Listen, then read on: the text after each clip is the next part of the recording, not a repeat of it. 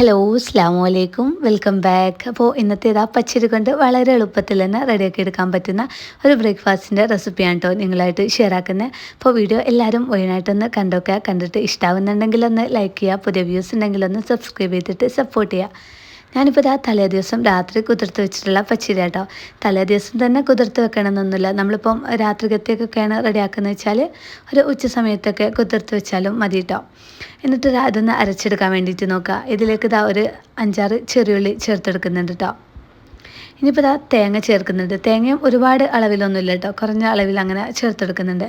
ഇനിയിപ്പോൾ കുറച്ച് ഉലുവ ചേർക്കുന്നുണ്ട്. ഉലുവ നമുക്ക് പച്ചരിൻ്റെ കൂടെ കുതിർത്ത് വെച്ചിട്ട് അങ്ങനെ അരച്ചെടുത്താലും മതി കേട്ടോ. ഇനിയിപ്പോൾ അവിലാണ് കേട്ടോ ചേർത്തെടുക്കുന്നത്. അവിൽ തന്നെ ചേർക്കണം നിർബന്ധമൊന്നുമില്ല. നമ്മളെ കയ്യിൽ ഇപ്പോൾ ചോറാണുള്ളത് വെച്ചാൽ ചോറ് ചേർത്തെടുത്താലും മതി. എന്നിട്ട് കുറച്ച് വെള്ളം കൂടെ ഒഴിച്ചിട്ട് നന്നായിട്ടൊന്ന് അരച്ചെടുക്കാം കേട്ടോ. ഒരുപാട് അളവിൽ വെള്ളം ഒഴിച്ചെടുക്കുന്നത് അപ്പോൾ അല്ലെങ്കിൽ മാവ് ഭയങ്കരമായിട്ട് ലൂസായി പോകില്ല. അപ്പോൾ അതുകൊണ്ട് കുറഞ്ഞ അളവിൽ നമ്മൾ വെള്ളം ഒഴിച്ചിട്ട് നന്നായിട്ടൊന്ന് അരച്ചെടുക്കാം കേട്ടോ. അങ്ങനെ അരിയും ഉലുവയും തേങ്ങയും അവിലും ഒക്കെ നല്ല രീതിയിൽ തന്നെ അരിഞ്ഞു കിട്ടിയിട്ടുണ്ട് കേട്ടോ. ഇനിയിപ്പോൾ ഇതൊരു ബൗളിലേക്ക് മാറ്റി വെക്കാം കേട്ടോ. മാവ് ഒരുപാട് ലൂസായിട്ട് പോകും വേണ്ട, ഭയങ്കരമായിട്ട് ടൈറ്റായിട്ട് വേണ്ട കേട്ടോ. നമുക്ക് വേണമെങ്കിൽ കുറച്ചും കൂടെ വെള്ളം ഒന്ന് ആഡ് ചെയ്തിട്ട് ഈ ഒരു കൺസിസ്റ്റൻസിയിൽ നമുക്ക് റെഡിയാക്കി എടുക്കാം. ഇനിയിപ്പോൾ ഈ മാവ് കുറച്ച് സമയം ഒന്ന് അടച്ചു വെച്ചിട്ട് മാറ്റി വെച്ചിട്ടുണ്ടായിരുന്നു കേട്ടോ. ഒരുപാട് സമയമൊന്നുമില്ല, ഒരു 1-2 മണിക്കൂർ അങ്ങനെ മാറ്റി വെച്ചിട്ടുള്ളൂ കേട്ടോ. അങ്ങനെ മാറ്റി വെക്കണം നിർബന്ധമൊന്നുമില്ല. അല്ലാതെ തന്നെ നമ്മൾ അരച്ചെടുത്ത ഉടനെയും ചുട്ടെടുത്താലും സെയിം ടേസ്റ്റ് കാര്യങ്ങൾ ഒക്കെ ഉണ്ടാവും കേട്ടോ.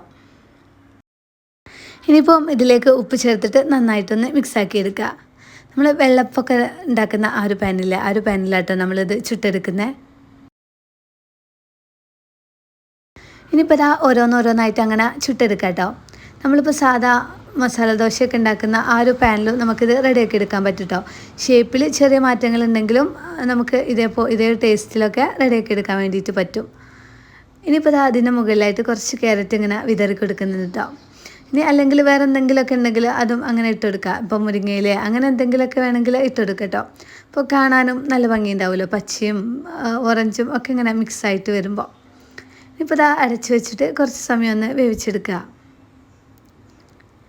പെട്ടെന്ന് തന്നെ റെഡിയാക്കി എടുക്കാൻ പറ്റുന്നൊരു ബ്രേക്ക്ഫാസ്റ്റ് ആണ് കേട്ടോ. കുട്ടികൾക്കൊക്കെ നല്ലോണം ഇഷ്ടമാവും. അപ്പോൾ നല്ലോണം വെന്തൊക്കെ വന്നിട്ടുണ്ട് കേട്ടോ. ഇനി ഇതേപോലെ ഓരോന്നോരോന്നും അങ്ങനെ ചുട്ടെടുക്കാം കേട്ടോ ചെയ്യുന്നേ.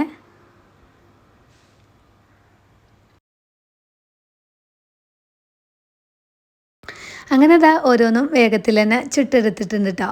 വളരെ എളുപ്പത്തിൽ റെഡിയാക്കി എടുക്കാൻ പറ്റുന്ന ഒരു ബ്രേക്ക്ഫാസ്റ്റ് ആയിട്ടോ ഡിന്നറായിട്ടോ ഒക്കെ കഴിക്കാൻ പറ്റുന്ന ഒരു ഐറ്റം തന്നെയാണ് കേട്ടോ ഇത്. അങ്ങനെ പുളിയും ഒന്നും ഇല്ലാത്തതുകൊണ്ട് തന്നെ എല്ലാവർക്കും ഇഷ്ടമാവും. എല്ലാവരും ഒന്ന് ട്രൈ ആക്കിയിട്ട് നോക്കുക. വീഡിയോ എല്ലാവർക്കും ഇഷ്ടമായി എന്ന് വിചാരിക്കുന്നത്. ഇനിയും ഇതുപോലത്തെ വീഡിയോസും റെസിപ്പീസും കാര്യങ്ങളും ഒക്കെ ആയിട്ട് നമുക്ക് വീണ്ടും കാണാം.